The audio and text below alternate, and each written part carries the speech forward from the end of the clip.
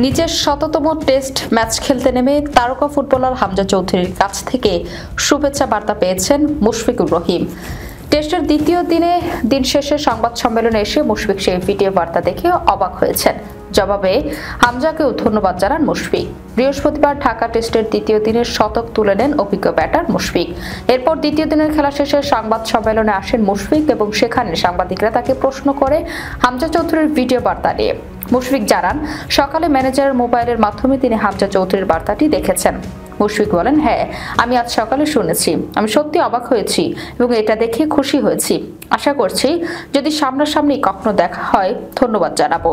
এর আগে মুশফিকের 100তম টেস্ট উপলক্ষে হামজা চৌধুরী সামাজিক যোগাযোগ মাধ্যমে একটি ভিডিও বার্তা দেন। সেখানে বাংলাদেশের এই তারকা ফুটবলার বলেন, আসসালামু আলাইকুম মুশফিক ভাই, আমাদের দেশের বড় একজন কিংবদন্তি আপনি। আপনাকে নিয়ে গর্ববোধ করি। 100তম টেস্টের জন্য অভিনন্দন।